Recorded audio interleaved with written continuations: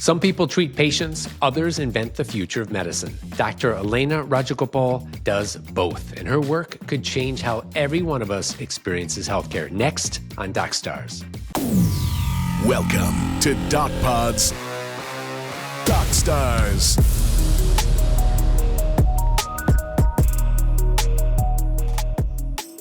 Hello, everyone. I'm JJ, and welcome to DocStars on the DocPod channel. Today, we're joined by Alaina Rajagopal, co-founder and chief medical officer at Esperto Medical out in beautiful Irvine. She's also a board-certified emergency medicine physician with a PhD in virology, public health, and space life sciences, which I'm looking forward to talking about a little bit later in the show. Today, we will explore how stress and virology are connected. And of course, also, it's more than most people realize. The story behind her continuous non-invasive blood pressure monitoring device, which I think is really unique, and the future of healthcare technology and where medicine and entrepreneurship come together. So Dr. Alaina Rajagopal, welcome to DocStars. How are you? Good. Thank you so much for having me. Thank you for making the time today. We have a lot to get to, and I'm very excited because when I was doing my research of you, I found out that you have really three areas which I think are pretty interesting, and we're going to learn more about that because you have the scientist side with virology, then you have this innovator mind side, medical devices, and a unique explorer passion side, space and extreme environments, which is really kind of a full circle picture of what you're doing, which I think is pretty unique. And that's why we wanted to bring you on the show. So let's get started and talk a little bit about something that I think most of us probably deal with the most in terms of virology and stress, emergency physician insights, resilience in medicine. You're a virologist, also an ER doctor. So you see both the science side and what I would consider the frontline kind of chaos. So what is a virologist, first of all? And do they usually work in an ER? That's confusing to me. Yeah, that's a really good question. So a virologist is just simply somebody who studies viruses. So my research for my PhD was studying viral reactivation during spaceflight, actually. And so typically, you're right, virologists don't work in the emergency department. I actually, when I was going into medical school, thought maybe I could go into infectious disease as my specialty. But it turns out I kind of liked everything, all of my rotations. And so emergency medicine gave me that opportunity to practice a little bit of everything. So that's kind of how I ended up there. But you're right, it's not typical. But it's incredible because you kind of gives you like a two-headed prong here, a two-pronged approach that you can be in an emergency room, but at the same time you understand viruses. So I think that gives you kind of a unique look when you are in the ER. Is that correct? Yeah, it definitely has given me, I think, a broader perspective. When I see someone coming in with some sort of infection, I think the things that we think of most frequently are what's most common. So flu, COVID, the common cold. But my mind can sometimes think a little more broadly than that, which can sometimes lead to a lot of tests, but also a lot of interesting finds that maybe wouldn't have been diagnosed otherwise. Oh, yeah, 100%. So since you've studied viruses at a really deep scientific level, and when I think about that, I think of someone, studying viruses in a white coat in a lab, right? Really doing so much research. And I think to myself, how does that change the way you respond then when someone walks into the ER and they have an unknown infection?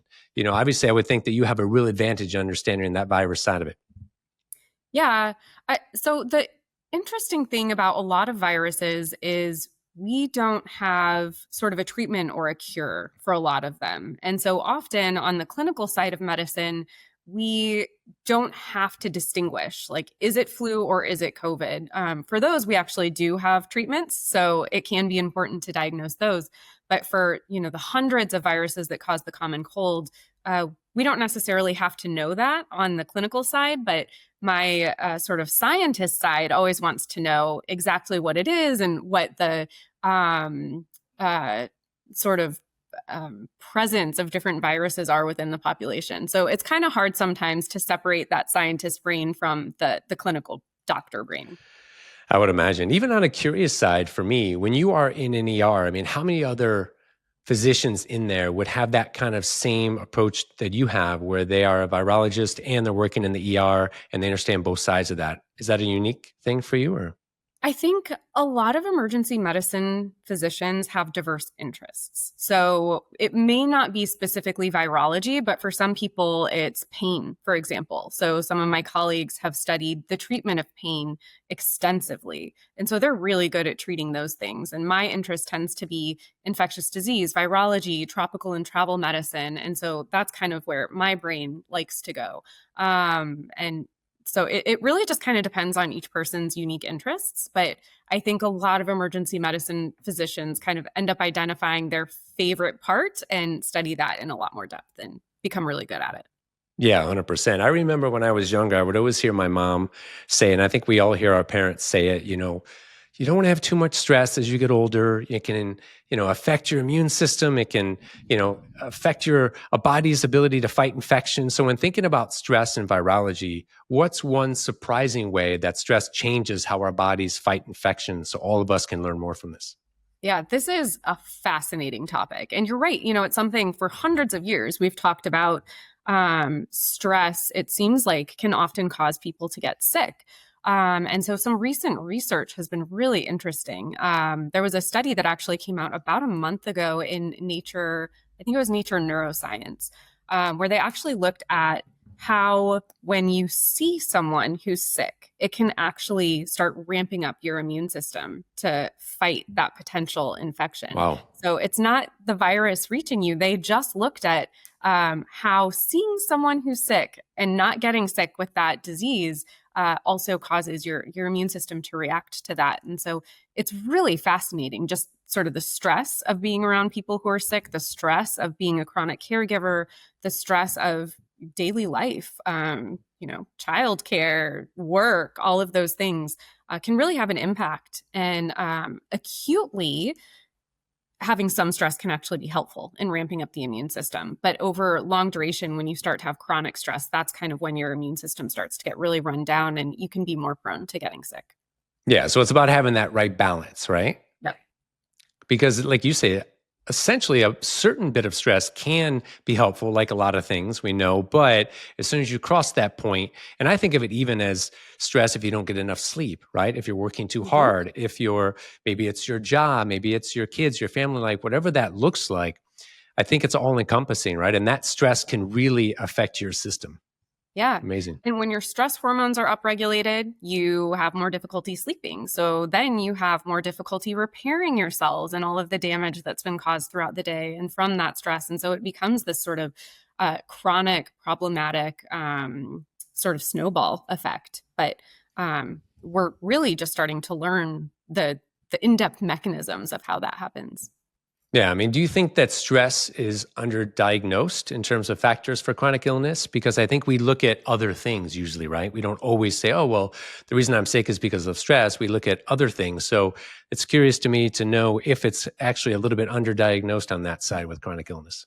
Yeah, I wouldn't be surprised. I think part of the challenge with like diagnosing stress is it's kind of hard to figure out like what exact biomarkers we would need to measure. And I think it's probably just as easy to talk to your patients and say, how are you feeling? Are there any stressors in your life right now? And often when I ask those questions, the answer is yes.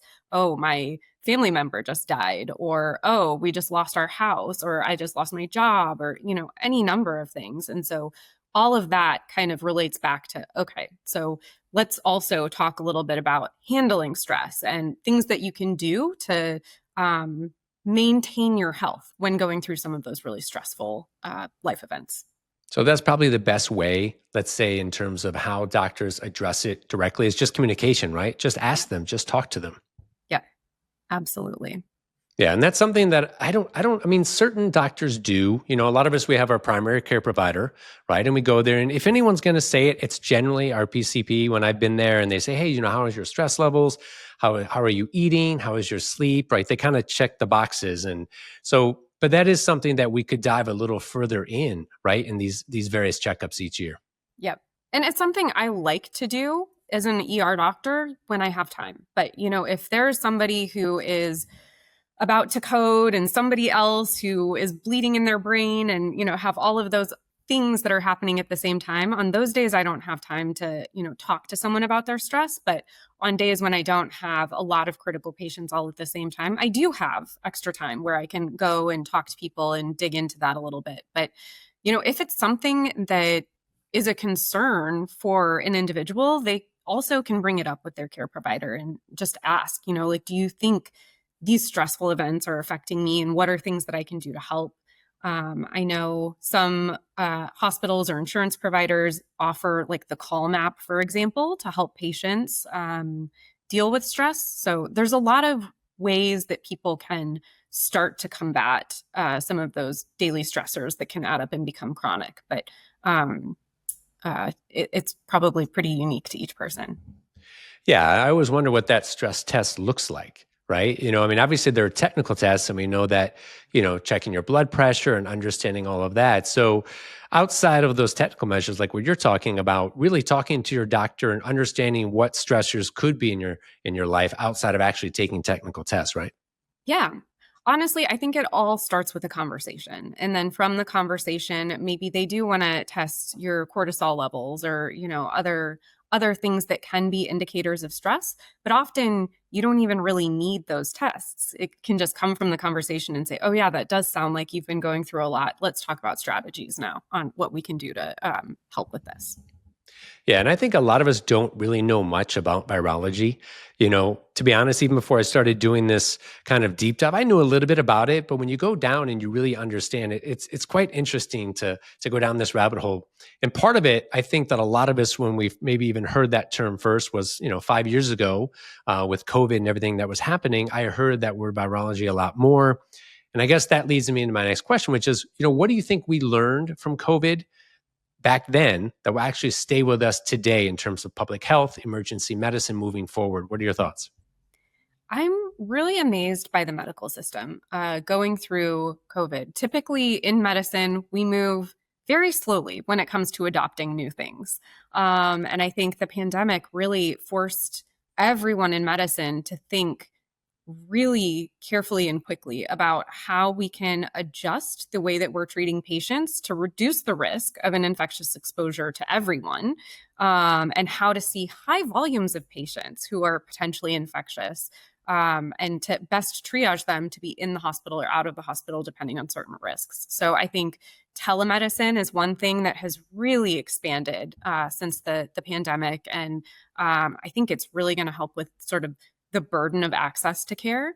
There are a lot of people who live in care deserts who don't have access to especially specialist physicians within 100 miles of where they live. So with telemedicine, it really expands the availability of certain types of care for certain people. And I think that's probably one of the best things that came from the pandemic.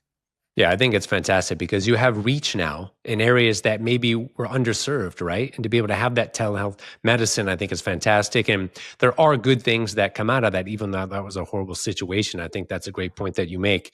But even in that situation, for example, I always wonder, how do you balance, treating the single patient right in front of you while also thinking about the bigger picture of how, an infection could spread through a community? Because those are two different things. What does that look like? I mean, that's something we're constantly trying to balance, and kind of starts front lines in the emergency department where we have lots of undifferentiated patients. We have people who come in, we have no idea what's going on. And really, one of the only ways we can sort of triage is, does this person have either infectious symptoms or a fever when we triage them? And, do we send them back to the waiting room? Do we put them somewhere else? And so really starting to understand a lot of the ways that we can control infection and isolate people effectively. And so when we think about admitting someone or not admitting someone to the hospital, that often comes into play. Like, is this person at higher risk being admitted to the hospital if they're immunocompromised, for example? Are they safer at home? Like, do they need this really extensive monitoring? Do they need 15 people coming in and out of their room every day? And so it's a constant risk analysis and balance, I think, for every patient and for the community as a whole. Yeah, constantly assessing and reassessing, right? Yeah. Yeah, 100%. And it's interesting because, whenever we have situations like this throughout history, we do learn from them. Right? Over time, this is, of course, a very difficult situation when you look back at COVID, but we do learn from these periods, right? And we grow and we understand more things within that community of what happens. And so after that happened, what do you see as the next big viral threat, if there are any? And are we ready for it? Did we pick up some knowledge from what happened, during COVID? I sure hope we did.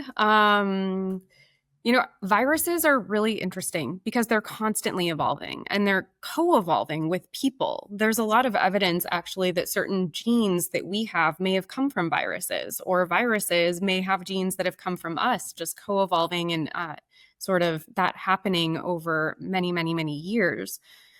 So, I think the lessons that we've been able to learn is really how to rapidly develop vaccines, because those are probably our most effective sort of weapon against viruses. And then also really understanding how important personal protective equipment can be for healthcare workers and patients in preventing some of that infection from patients to healthcare workers to patients, and also out within the community. So things were, I guess, evolved somewhat slowly. It's easy being, I guess, a Monday morning quarterback and going back and saying, like, I wish we would have made some of these decisions a little bit faster. Nobody could have predicted that this infection in Wuhan was going to become this global pandemic. So now that we've had that happen, I hope that there's a little bit more awareness and that we can implement some of those changes a little bit faster and sooner.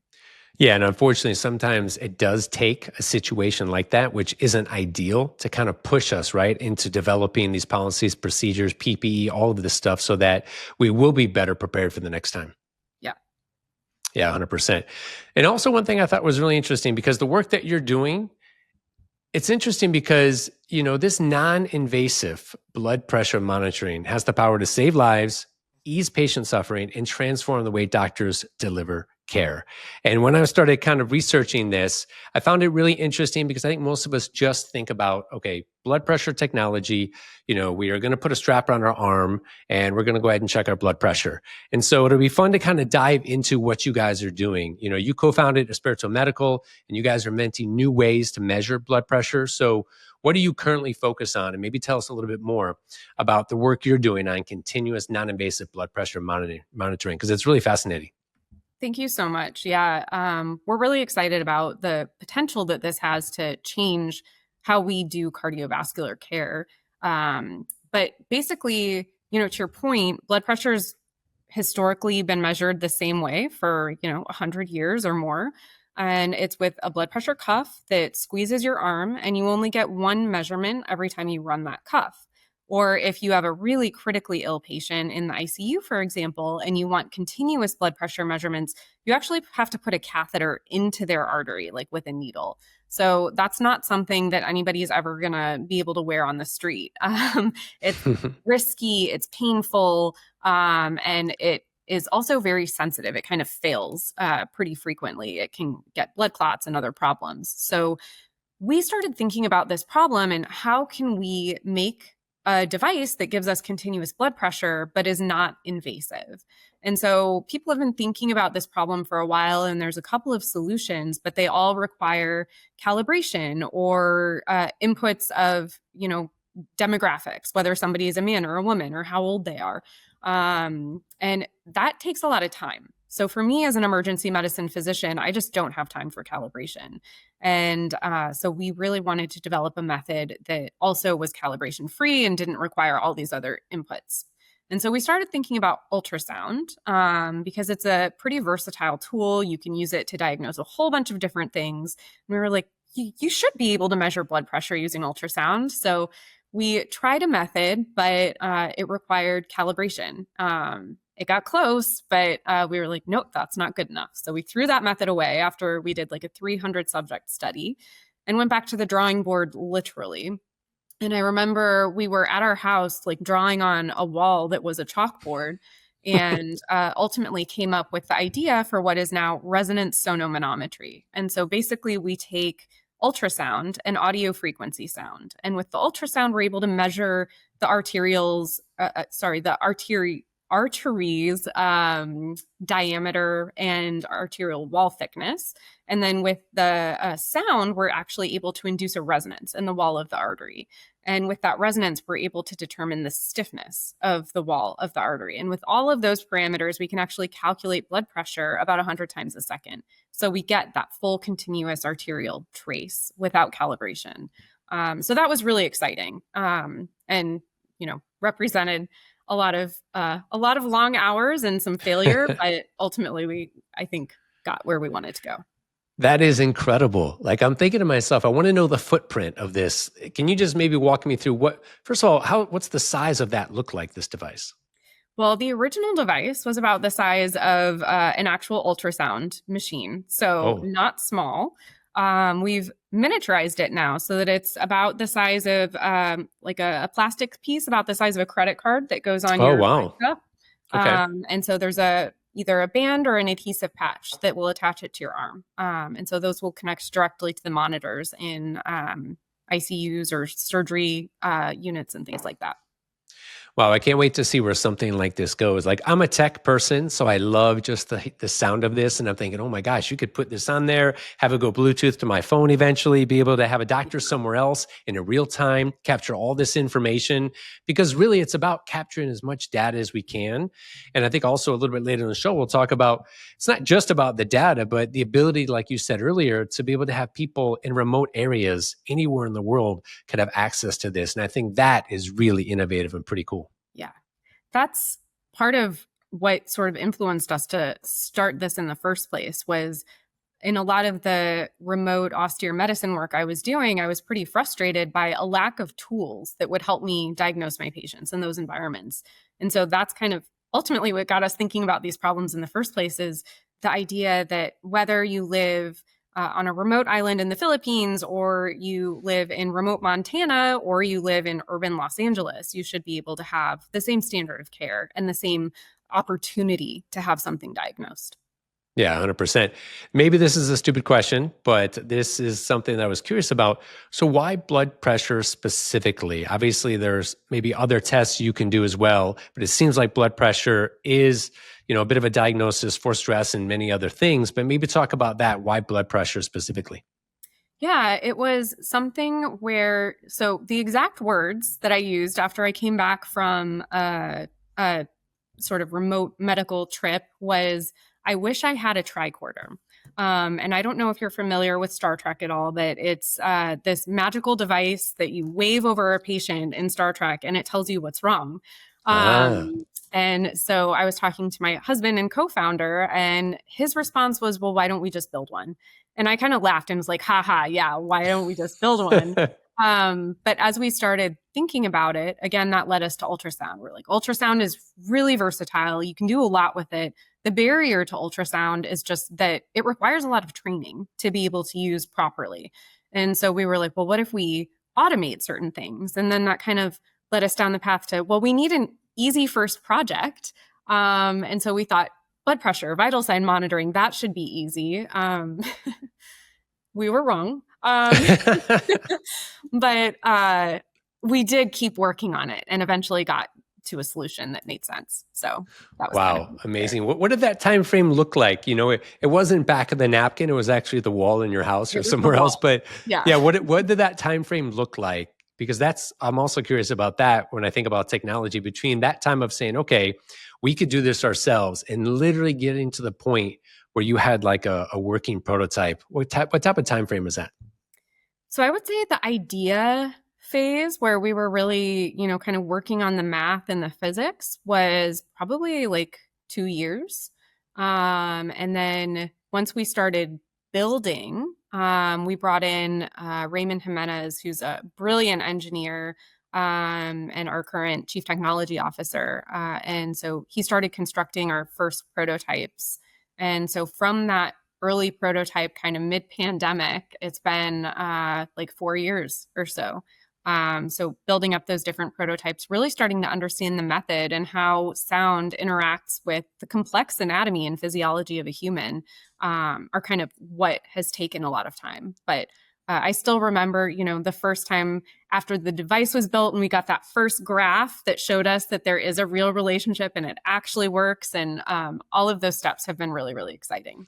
Yeah, that must have been an amazing feeling. I actually think 2 years is really impressive when you think about just the ideation part and then moving it along, which is incredible. And, thinking about your journey and about moving from practicing medicine to literally inventing new medical technologies, that is not an easy step for most people. So maybe let's understand what inspired you or your husband or together, even just the journey itself from going from practicing medicine to moving into literally saying, hey, we can actually build and invent these new medical technologies. For me, I have to say it was an accident. It was absolutely not intended. I thought I was going to be an emergency medicine physician and do remote and austere medicine and, do like wilderness and aerospace and all those things. And so the technology part came in just because I had a need for better technology. And I'm really fortunate that I have brilliant collaborators in Aditya Rajagopal, my husband, and Raymond Jimenez, and everyone else who works at Esperto now. I think our team is just the best part of doing what we do. But it really, like I said, just came from I'm doing this work. I want tools that can help me do this work better and help treat my patients better. And that really motivated me to start understanding more about how to develop technology and, having an incredible team to help get us there too. Yeah, which is amazing because some of these accidents, can come out of a necessity as well, right? And they can start to grow from there. And earlier in the show, we were talking about, and you just mentioned as well about austere areas or remote areas, austere situations. And because I traveled a lot, I spent almost 20 years on cruise ships traveling around the world. And one thing I saw was there are so many remote places. I was all over the South Pacific and the Atlantic and Africa and the Middle East. And it's really interesting to understand how devices like this and how these types of medical devices, your ultrasound blood pressure innovation, how that can change ERs and remote clinics, right? And what that looks like. So maybe let's talk a little bit about that because I think that's really exciting too. Yeah, we talked a little bit about telemedicine. So that capability is starting to develop and improve significantly where people used to have to maybe walk 15 miles or drive 100 miles or whatever to get access to care. Now they just have a video call. But the challenge with the video call is you only have the information that you see when you're talking to the individual. So what we noticed during COVID is you can talk to somebody through a telemedicine visit who looks good, but their oxygen saturation might be 78%. Or 80%, something that's really surprising. And without that information, you maybe don't triage that person appropriately. Where, if I had somebody with an O2 sat that was in the low 80s, I would say you need to go to a hospital. But without knowing that, you can't make that decision. And so what we're trying to do with these devices is enable better data so that you can triage patients more appropriately and help them make those decisions better.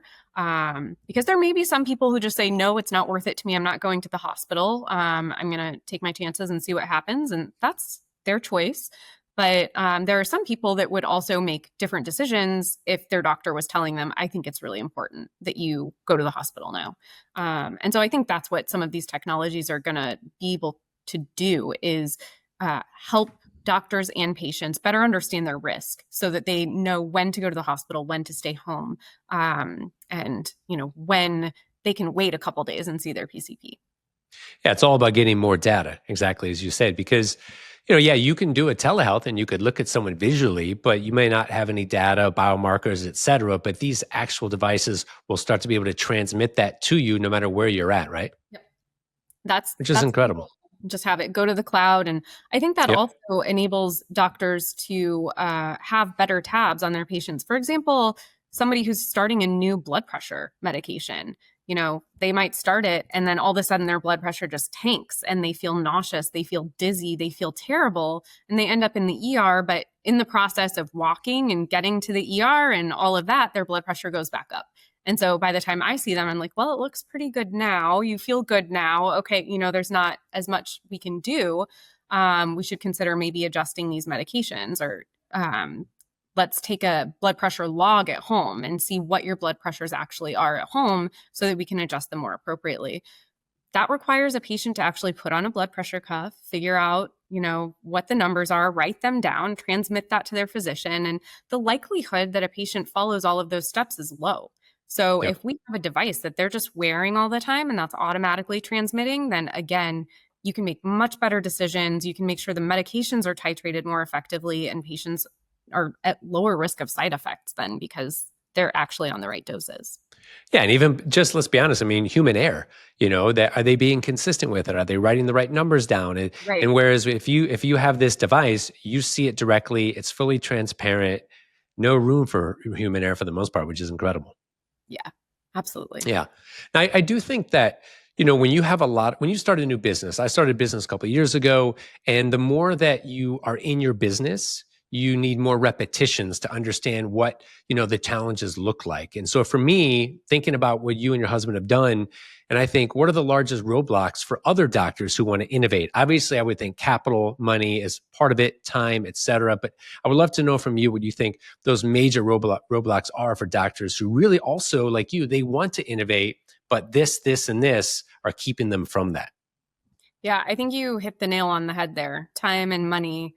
I think it's really challenging to maintain a clinical practice and also innovate and run a business. And to me, it's really, really important to maintain a clinical practice because I think sort of going through what everyone in medicine is going through at any particular time helps inform better innovation. It helps me really understand what people want and what people need from an innovation standpoint. So it's important, but it's hard. And then also money. There are so many great ideas out there that are never funded. And so I think there has to be a lot of resilience in being able to hear no and get back up and do it again and hear another no and just keep going after it. If you have something that really makes sense and is a great idea, somebody will fund it eventually. But it's a huge challenge. Yeah, capital is always obviously a challenge for everyone in any business. And so people are watching this who have the capital, try to link up and pair with people who have these incredible ideas and want to innovate. And when you're also innovating in technology, there's a lot of misconceptions, right, that people have. Oh, I don't want to use that. I want to see a doctor. I don't like technology. I'm afraid of it. But what's something you wish you could correct every time, I guess, these objections come up? What would you say to them? Yeah, I actually can completely understand that perspective. I think it's really funny that I end up as someone innovating technology because I'm probably one of the people who is, we'll say, less technology adept. It takes me a while to adopt new things or, new apps or even, AI, things that can increase efficiency. I'm just like, nah, I'm good. I can do it.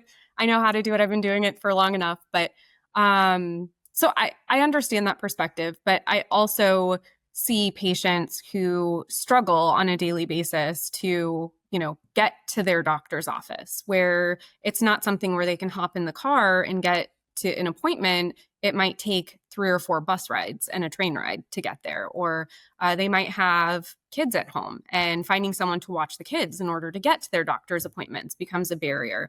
And so developing technologies like these, I think, can help change some of those practices over time so that people who maybe don't love technology, but also have a lot of challenges in getting to their doctor's office, can use it in order to help solve some of those problems. Yeah. So it's something I think that will happen over time.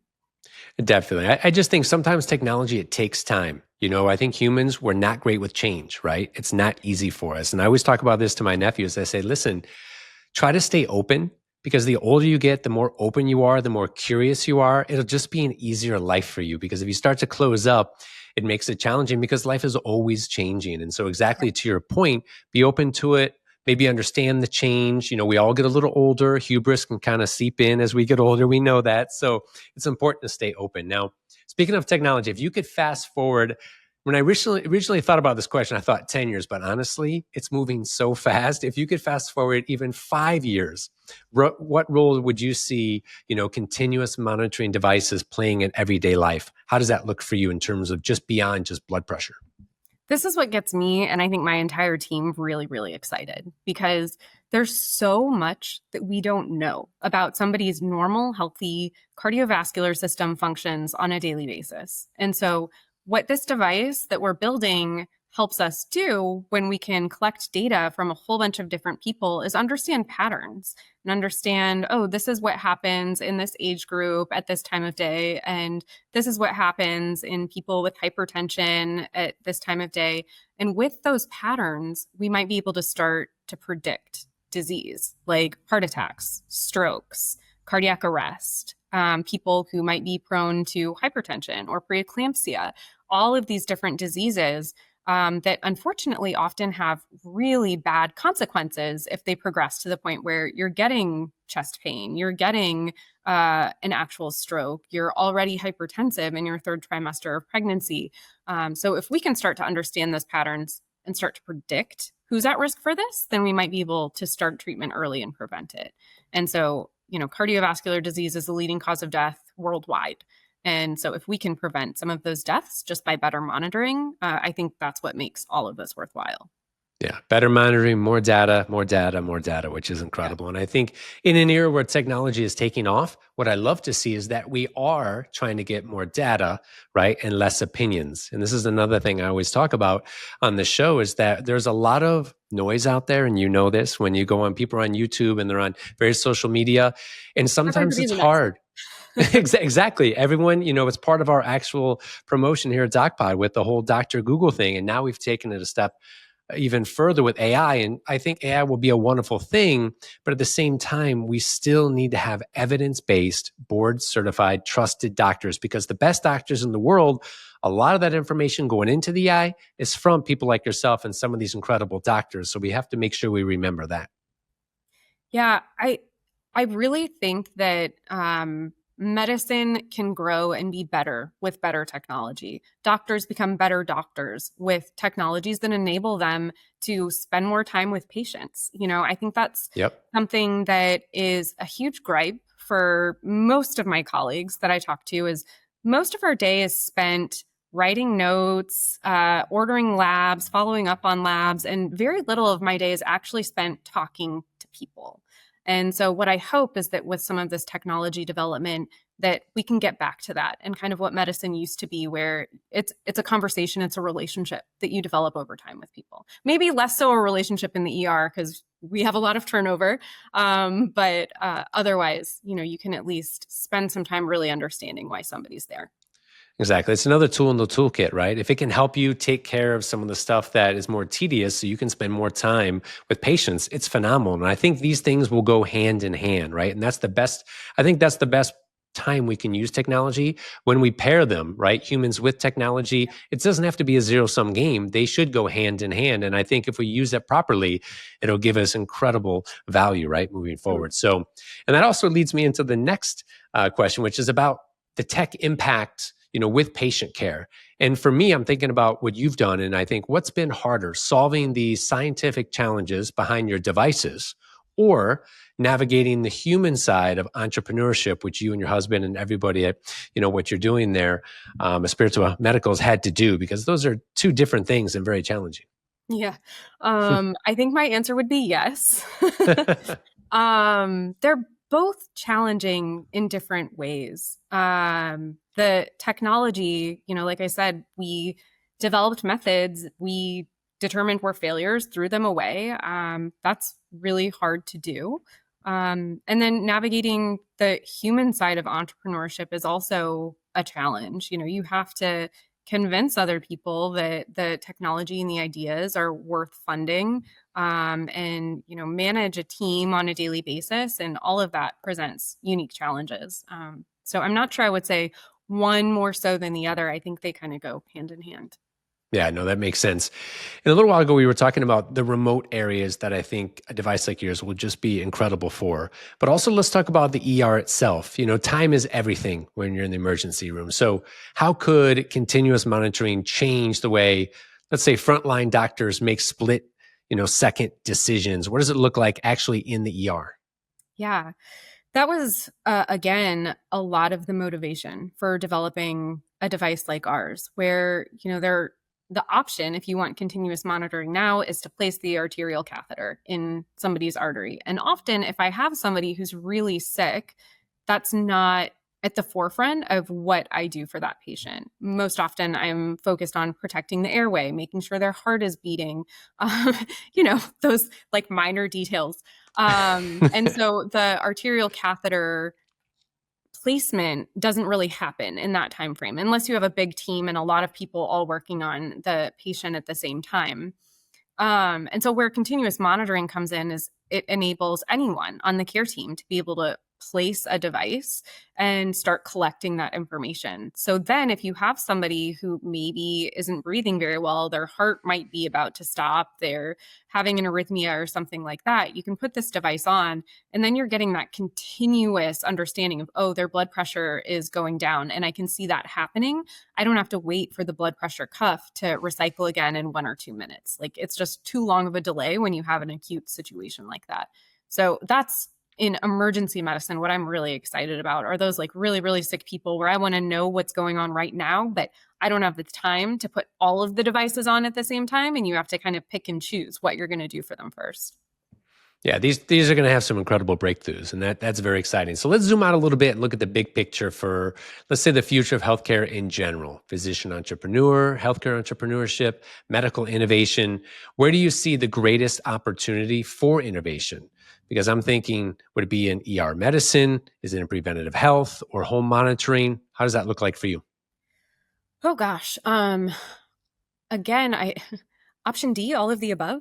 Um, We like that option. I think we have historically really neglected preventive medicine in Western medicine. And I wish that, we had more training and more attention paid to what you can do to actually prevent some of these diseases and problems from developing in the first place. So I would really like to see a lot more education and attention to preventive medicine. And then when you look at something like our device that can provide home monitoring, I think what that really gets to is early detection and more data, to your point, so that people don't get to the point where they've had chest pain for 6 hours and just called their husband or their wife to say maybe I should go to the ER and kind of try to make that decision where they're already really, really sick by the time they get there. So there's just so much opportunity in all of those different fields, and I'm really excited to see what develops. And that's great because I think people should be excited because there's great opportunity and hope, especially marrying the technology with what everyone's doing. And if the capital can match and we can get the time in there. And actually, the next question I wanted to ask you was about redesigning, one part of healthcare system tomorrow with innovation. But I would clap right now really loud if I could, but the mic's going to pick it up. And it's really about preventative for me. I feel like we are so good in the US at taking care of you once you're sick, Yeah. but we really don't understand that proactive side of it, And my wife and I, part of our core beliefs is, health, it's everything. So we try to eat healthy, we try to get exercise, we try to have low stress. Yes, there's probably things that I'm predisposed to genetically, I may or may not be able to handle. We'll see in the future, but we try to increase our probabilities by doing as much as we can. But yeah, the preventative part for me is just something we have to do such a better job of. Yeah. I think it starts with medicine, where we have developed this expectation that there's a pill to treat everything. And so I think because of that, patients now expect when they come in, like, well, isn't there just a pill I can take for that? And I think often, it takes a physician or a nurse or somebody in the care team sitting down with that patient and talking to them and just saying, there's a lot that you can do outside of taking a medication or a pill. Diet and exercise, to your point, are so important. Reducing stress, getting enough sleep, staying well hydrated, all of those things go a long way toward improving your overall health. Yeah, you do as much as you can, right? And obviously, after that, you try to do your visits, talk to your doctors, and hopefully, as technology continues to help, we learn more capital goes into the medicine and healthcare field. It just continues to spin up, which is incredible. So, by the way, when I was doing the research on you, I thought really interesting part was the part about space and some of the different stuff you've done there in terms of medicine. So, I want to talk a little bit about medicine in extreme environments such as space. We talked a little bit about remote, obviously areas that are resource limited.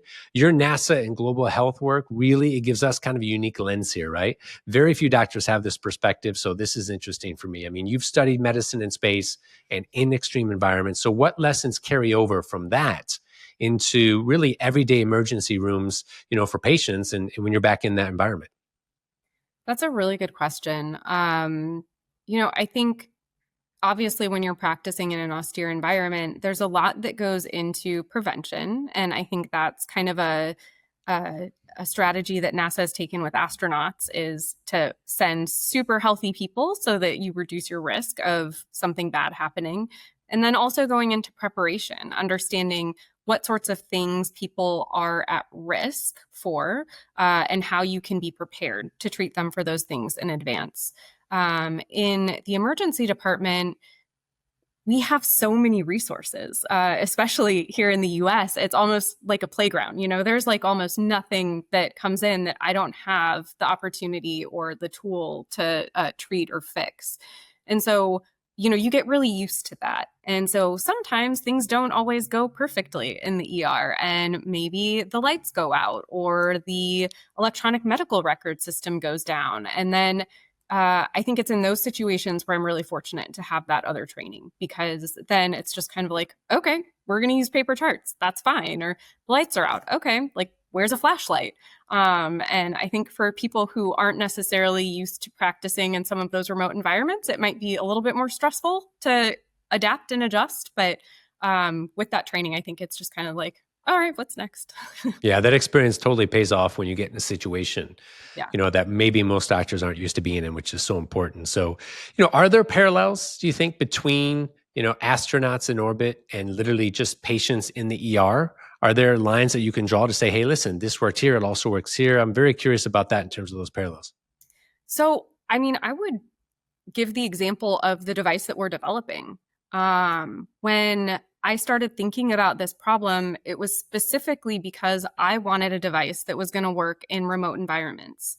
I wanted something that was going to help me diagnose patients better, whether they're at the top of Mount Everest or on the moon.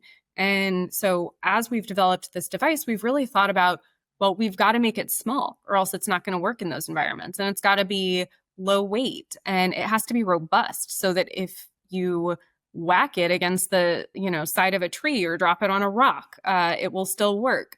And so a lot of those lessons from working in austere environments has directly informed design decisions that we've made with this device. And so I think there's a lot of interplay between the environments. And historically, people have also said, how can you be interested in global health and spaceflight? That just doesn't make sense. But to me, it actually really makes sense, because the devices that you need in those environments are actually very similar. There's very similar restrictions on weight and robustness, and needing to have multi-purpose tools that can do a lot of things for that mass and volume. And so, yeah, I think there's definitely direct feedback, and NASA especially, I think, publishes a document every year of all of the inventions that have come from spaceflight that have benefited people on Earth. And I mean, the list is never ending. There's just so much that has come from that benefits us on a daily basis.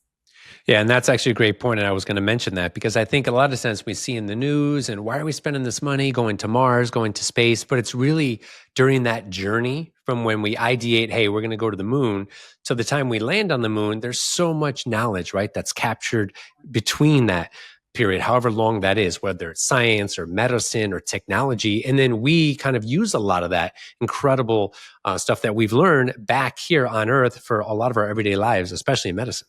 Memory foam, I think, is one of the inventions. Like if you like That's your right. I heard mattress, about that. think NASA. There's a lot. Yeah, it's pretty incredible. So, do you think even looking out, and going to Mars and going further the next decade, right? When you think about space and medicine research, I think we're only going to benefit even more, right? Because the technology could be even greater. So it should speed up that process, is what I'm thinking. Yeah. So when you think about going to space right now, we typically just stay in Earth orbit. And so you can think of that kind of like a camping trip. You pack what you need, you go up there. If you have an emergency, you can come back pretty quickly. When you start talking about going to the moon, that's a longer round trip. When you talk about going to Mars, like that's an expedition. You have to have absolutely everything you need. There's no evacuation. And so that requires thinking about technology requirements differently, and also medical requirements very differently. And so, yeah, no doubt there's going to be a lot of innovation related to enabling humans to go to Mars. Yeah, which is going to be incredible. Again, just this entire journey and how much we can learn, I think is fantastic. For people listening or families worried about loved ones who might have chronic conditions, as we talked about earlier, can technology like yours really make those lives easier? And if so, how? We really hope so. That's a huge focus of what we do is trying to think about how devices like this can also connect people with chronic illnesses with their caregivers. Because I think one of the biggest stresses to caregivers is often it's hard for them to leave their loved ones alone or at home, depending on what the illness is. And so if you have a device like yours on and it's connected, then you're sort of constantly knowing whether they're okay or not. Our device will also have an accelerometer, so it'll have the potential to predict when someone might be about to have a fall, and give them a signal to sit down. And so I think it also enables those with chronic illness to live a little more independently, knowing that somebody knows they're okay, and also those caregivers to have a little bit more independence, be able to take a step back, go out to dinner, or do something for them, and also know that their loved one is doing fine. Yeah, and you just made a massive point that I think is so important. Unless you've been a caregiver, I was, and my sister, when my mom passed away, it was really challenging. Unless you've been in that situation, you have no time. You are so stressed. You have very little time for anything. And just to have peace of mind to know that you could have that device and you could literally leave for a few minutes from the room or wherever that looks like, it's so important because caregivers, it's such a challenging position for them to be in. And so I think having devices like this, even just the peace of mind, less stress, having that transparency of understanding what's going on with that loved one and versus not knowing, right? Yeah. Yeah. Especially if, it's someone who's older who might not be able to dial a phone or answer a phone very easily, that really starts to stress a caregiver out if all of a sudden somebody's not answering. And so I think technology will be able to help reduce some of the burden on those family members. Oh, 100%. Now, as we come to the end of the show, there's something I always say when I go to my primary care provider, my wife and I, we always talk about being an advocate for yourself, right? We try to do our work. We try to advocate for ourselves as well, make sure we're a little bit knowledgeable, listen to our doctors, all these things that we can do. But how can patients become allies in pushing for innovation in medicine? Because I love this. I love the technology behind it. I love what you guys are doing. But how, as a patient, can I push for this versus just waiting for the system to catch up, which honestly is difficult sometimes? Yeah, no, it definitely takes some time in medicine. I always, am a huge fan of patients advocating for themselves and advocating for treatments or things that are of interest to them. And, I think the best thing you can do when you find a new technology like this or want it to become available is to talk to your caregivers about it and just see, is this available at your clinic? Do you know when it potentially would be? And, if it is available, see what they can do to help you get it. But yeah, I think physicians are very busy. So anything that you can do to help them help you is always the right move. Yes, if you can alleviate that, give them some more time again to focus more with patients. It really, really is amazing. So, Dr. Alaina Rajagopal, thank you for sharing your journey, your passion, obviously your vision and what you guys are doing today with Esperto Medical. I think it's incredible, from virology and emergency medicine, all the way to, the entrepreneurship that you're working with, the innovation. Your story for me is just proof that resilience and creativity can shape the future of healthcare. So thank you for joining us on DocStars. Thank you so much for having me. It was really fun talking with you. Yeah, really fantastic. Thank you. Before we go, though, I would like to leave you with our key takeaway from today's discussion, what we call the clear signal. And that is that healthcare innovation, it isn't just about technology. It's about the people behind it who see what's missing and they refuse to stop it until they fix it. And so that's really, really important. If you're watching the show today, what Dr. Rajagopal is building is more than just a device for me. It's actually a bridge between the medicine and the innovation, between today's limitations and tomorrow's possibilities. So we want to inspire people for that. It's a reminder that science, resilience, and compassion can come together to create breakthroughs that are astounding and that touch every patient in every part of the world. So a special thank you again to Esperto. You guys are doing an incredible job. Loving what you're doing. Dr. Alaina Rajagopal, co-founder and chief medical officer at Esperto Medical. Please like and subscribe so we can continue bringing you conversations with top doctors and healthcare leaders from around the world. And as always, follow the DocPod channel because health, it's everything. Celebrating the world's best. This is DocPod's DocStars.